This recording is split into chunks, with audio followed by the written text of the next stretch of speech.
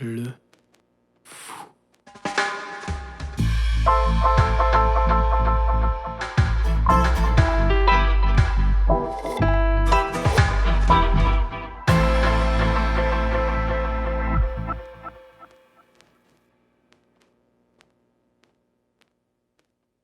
Le fou regardait le monde d'en bas, du haut de sa montagne.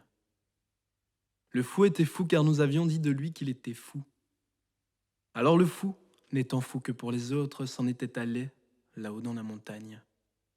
Et du haut de sa montagne, le fou observait. Et il écrivait aussi, n'écrivant que pour lui-même, car personne ne lit les écrits d'un fou. Un jour, alors que sa barbe était devenue blanche et hirsute, et longue, très comme il faut, la rumeur d'en bas atteignit sa montagne. Et le fou entendit se répandre parmi les gens ce que lui-même avait voulu raconter des années auparavant.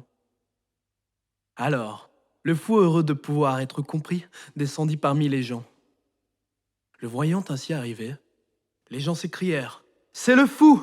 Le fou est revenu !»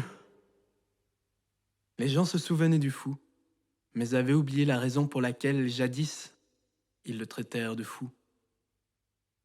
Alors le fou repartit dans sa montagne, et du haut de sa montagne, le fou observait le monde. Et de ce qu'il observait, il le couchait sur papier. Et il en fut ainsi jusqu'à sa mort.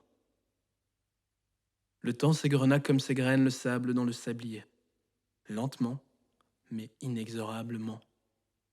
Et avec lui les orages et les tempêtes passèrent, et la face du monde n'en resta pas moins marquée. Un jour, un chercheur qui cherchait tomba sur les écrits du fou.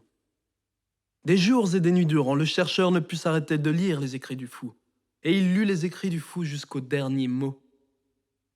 Quand ce fut fait, il semblait au chercheur d'avoir lu l'histoire prophétique de l'humanité depuis que le temps s'était égrené comme s'égrène le sable dans le sablier. Alors le chercheur se dit qu'il fallait que les écrits du fou soient révélés à l'humanité tout entière, car il y en avait beaucoup à apprendre.